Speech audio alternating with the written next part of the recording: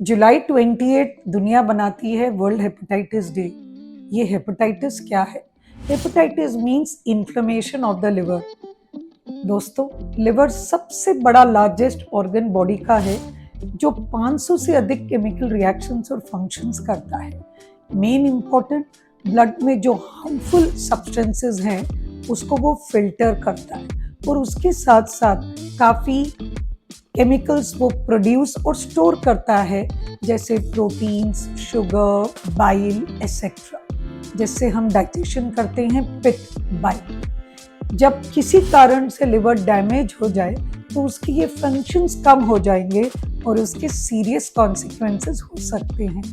Hepatitis काफ़ी causes से हो सकता है, लेकिन कॉमनेस्ट कॉसेस इन्फेक्शंस हैं लिवर की। दूसरे causes like drugs, toxins, fatty liver. आज हम बात करेंगे इन्फेक्शंस की। हेपेटाइटिस ए और ई दूषित पानी व खाने से होता है। ये एक्यूट इन्फेक्शन करते हैं। वायरस 6 महीने से ज़्यादा आपकी बॉडी में नहीं रहता है, लेकिन ये लिवर फेल भी कर सकते हैं। ऑलमोस्ट 1% टू 1 in 1000 का लिवर फेल हो सकता है, जो जानलेवा हो।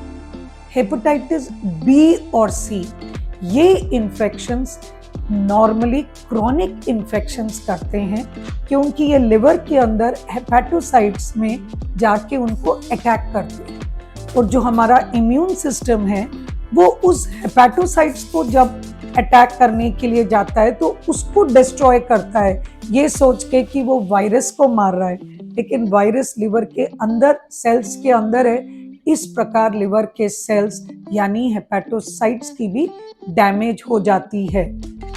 ये लोड कितना है हेपेटाइटिस बी और सी का दुनिया में? दोस्तों, 250 मिलियन से ज़्यादा दुनिया में हेपेटाइटिस बी और सी इन्फेक्शन है और इंडिया में 40 to 50 मिलियन पीपल को हेपेटाइटिस बी और सी है, जिसमें से ऑल बच्चे भी इंक्लूडेड है। पूरी दुनिया में 3.5 मिलियन बच्चे हैं जिनको ये इन्फेक्शंस है। ये इन्फेक्शन होता कैसे है हेपेटाइटिस बी और सी? ये ब्लड से होता है, जो एक इन्फेक्टेड पर्सन के ब्लड से कांटेक्ट आने में, जैसे कि कंटामिनेटेड नीडल प्रिक इंजरी हो जाए, और कभी कभी गलती से आप किसी के ब्रश से शेयर कर लें, रेजर शेयर कर लें, नेल क्लिपर शेयर कर लें, या बॉडी पियर्सिंग, टैटू एसेट्रा, इससे भी। एंड बच्चों में एक प्रेग्नेंट मदर से बच्चे को आ सकता है, या डिलीवरी के टाइम अगर कोई मदर को हेपेटाइटिस बी और सी है तो वो अपने बच्चे को दे सकती है। याद रखें, ये खाना शेयर करने से, हगिंग, टचिंग, किसिंग, इससे नहीं फैलता है। और जो हेपेटाइटिस बी और सी है ये काफ़ी साइलेंट है, तो आपको पता भी नहीं चलेगा किसी को कि उनको कोई इन्फेक्शन हुआ, और मेजॉरिटी ऑफ द टाइम ये इन्फेक्शन बॉडी में रह जाता है और वो क्रॉनिक बन जाता है। क्या ये डेंजरस है? हाँ, अगर ये इन्फेक्शन का ट्रीटमेंट नहीं हुई तो ये डेंजरस हो सकता है, क्योंकि ये हेपेटोसाइट्स को डैमेज करता जाता है। उसके बाद हेपेटोसाइट्स रिप्लेस हो जाते हैं फाइब्रस टिश्यू से, और सिरोसिस एंड कैंसर भी हो जाता है अगले 15 से 20 साल में। क्या इसका इलाज है? जी हाँ, पहले इलाज इंजेक्शन से करते थे, जो काफ़ी लेस इफेक्टिव थे, साइड इफ़ेक्ट्स थे, लेकिन अब हेपेटाइटिस सी के लिए नई दवाई है, जिसे हम कहते हैं डायरेक्ट एंटीवायरल ड्रग्स। ये सिर्फ वायरस को मारते हैं, आपके लिवर सेल्स को नहीं मारते हैं, इसीलिए इनके कोई साइड इफ़ेक्ट्स नहीं है।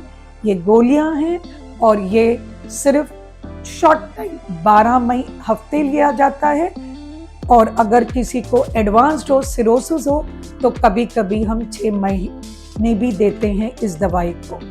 हेपेटाइटिस बी, इसमें सैडली प्रिवेंशन बेटर है हेपेटाइटिस बी वैक्सीन से।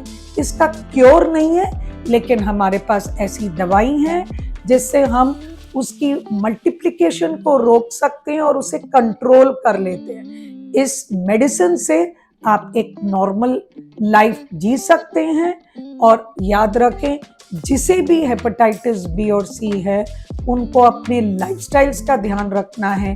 अल्कोहल स्मोकिंग से दूर, हेल्दी खाएं, एक्टिव रहें।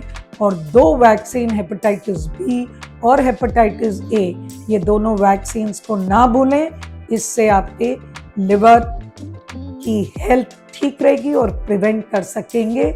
ये मैसेज प्लीज औरों को भी दें, ताकि इस देश में इतने लोग हैं जिन्हें हेपेटाइटिस बी और सी है और उन्हें मालूम भी नहीं। तो जब तक आप अपना टेस्ट नहीं कराओगे आपको पता नहीं चलेगा।